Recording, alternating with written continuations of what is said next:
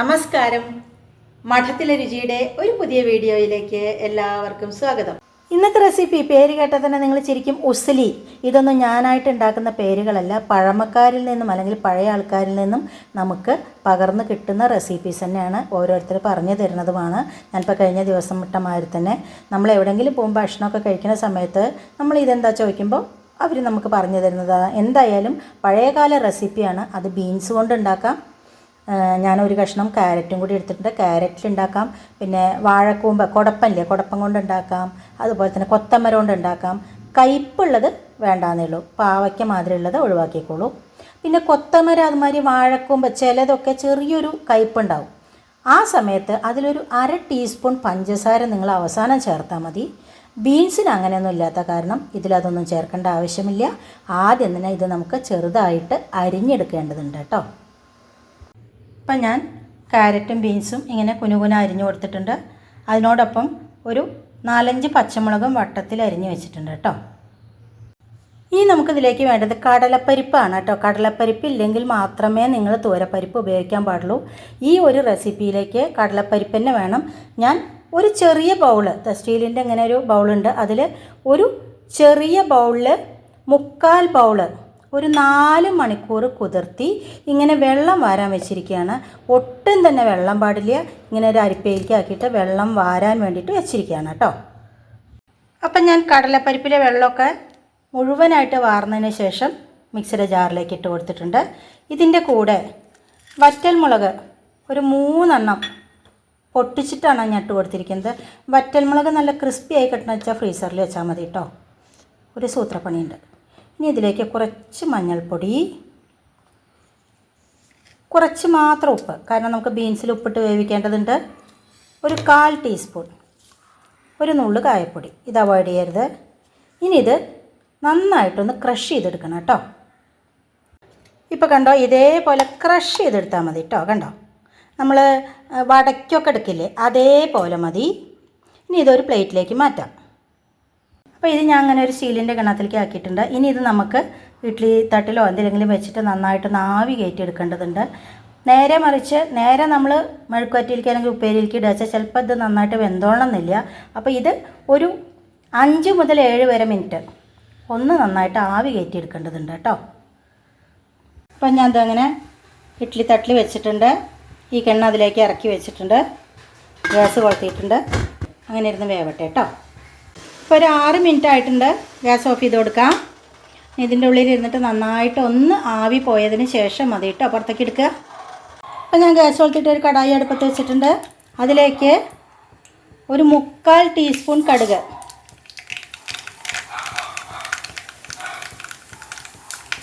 കടുകൊന്ന് പൊട്ടി വരട്ടെ. കടുക് നന്നായിട്ട് പൊട്ടി വന്നിട്ടുണ്ട്. കുറച്ച് കറിവേപ്പില ചേർക്കാം. അതോടൊപ്പം തന്നെ നമ്മൾ അരിഞ്ഞു വെച്ചിരുന്ന ക്യാരറ്റും ബീൻസും,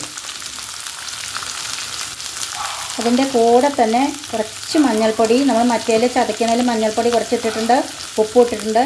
അപ്പോൾ ഉപ്പും മഞ്ഞൾപ്പൊടി ഇടുമ്പോൾ ശ്രദ്ധിക്കണം കേട്ടോ. ഇനി വെള്ളമൊന്നും ഒഴിക്കണ്ട, നന്നായിട്ടൊന്ന് ഇളക്കി കൊടുക്കുക. എന്നിട്ട് ഒന്ന് അടച്ച് വെച്ചിട്ട് വേവിച്ചാൽ മതി.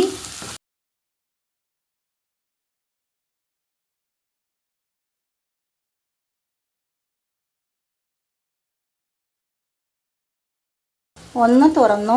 ഒരു 2 മിനിറ്റ് കഴിഞ്ഞപ്പോൾ ഇനി ഇതിലേക്ക് ഒരു 1/2 ടീസ്പൂൺ നമ്മളുടെ സ്ഥിരം കുരുമുളക് പൊടി. ഞാൻ കേബേജിൽ പോലും കുരുമുളക് ഇടും, ഒരു പ്രത്യേക ടേസ്റ്റാണ്.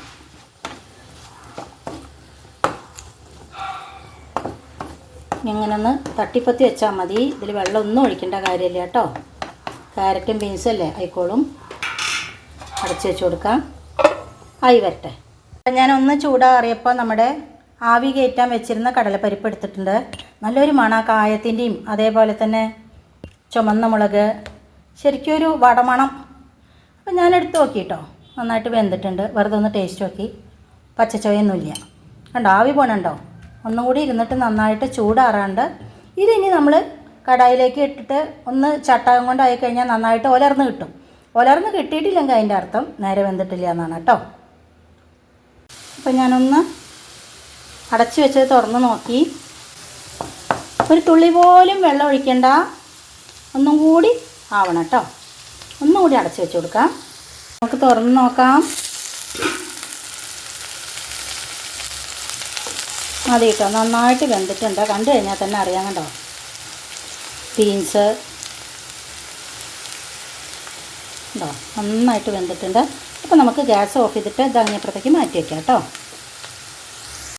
അപ്പോൾ ഞാനൊരു കടായി അടുപ്പത്ത് വെച്ചിട്ടുണ്ട്, ഗ്യാസ് വളർത്തിയിട്ട്.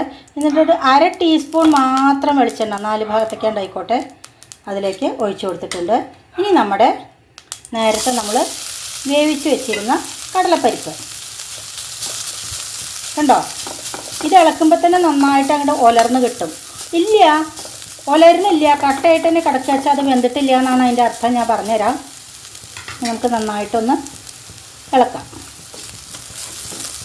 അടി പിടിക്കാതിരിക്കാൻ വേണ്ടിയിട്ടാണ് ഞാൻ ഒരു തുള്ളി എണ്ണ, അല്ലെങ്കിൽ നിങ്ങൾക്ക് നെയ്യ് വേണമെങ്കിൽ ഒഴിച്ചു കൊടുക്കാം കേട്ടോ.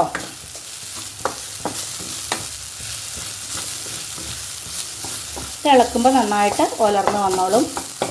നമുക്കൊന്ന് നന്നായിട്ട് ഒലർത്താം കേട്ടോ. ഇപ്പോൾ കണ്ടോ, നന്നായിട്ട് ഒലർന്ന് വന്നിട്ടുണ്ട്.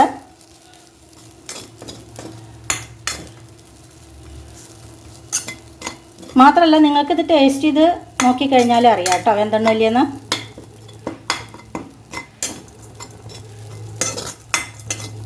ഇനി നമുക്കിതിലേക്ക് ഇപ്പം നമ്മൾ ബീൻസൊക്കെ വേവിച്ച് വെച്ചിട്ടില്ലേ, അതങ്ങോട്ട് ഇട്ട് കൊടുക്കാം. ഇനി നന്നായിട്ടൊന്ന് ഇളക്കണം കേട്ടോ. ഗ്യാസ് ലോ ഫ്ലെയിമിൽ വെക്കണം.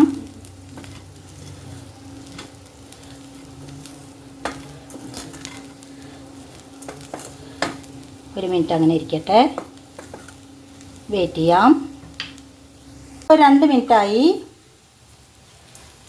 കണ്ടോ. ഇപ്പം നോക്കൂ, ഒട്ടും തന്നെ അടി പിടിച്ചിട്ടൊന്നുമില്ല. ഇനി ഇതിലേക്ക് അധികമൊന്നും വേണ്ട, ഒരു 3 ടേബിൾ സ്പൂൺ നാളികേരം, അത്ര മതി. ഇനി ഒന്നും കൂടി ഒന്ന് സെറ്റായി വരട്ടെ. ഇതോടുകൂടി നമ്മുടെ പരിപാടി കഴിഞ്ഞു കേട്ടോ. ഇതൊക്കെ കട്ടൻ ചായയുടെ ഒപ്പം നല്ല കേട്ടോ കഴിക്കാൻ. ഞാൻ ഇങ്ങനത്തെ ഒക്കെ ഉണ്ടാക്കി കഴിഞ്ഞാൽ ചോറിൻ്റെ കൂടെ മാത്രം നല്ല കഴിക്കുള്ളൂ.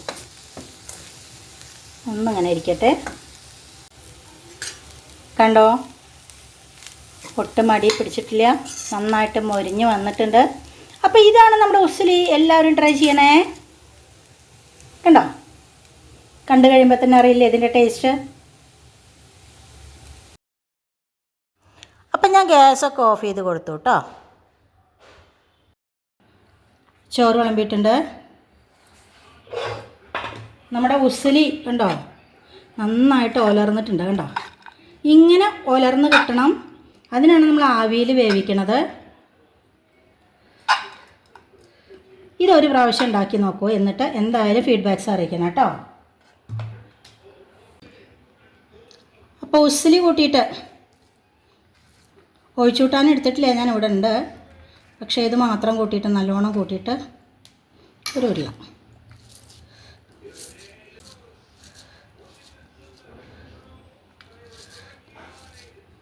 എല്ലാവരും കഴിച്ചോളൂ.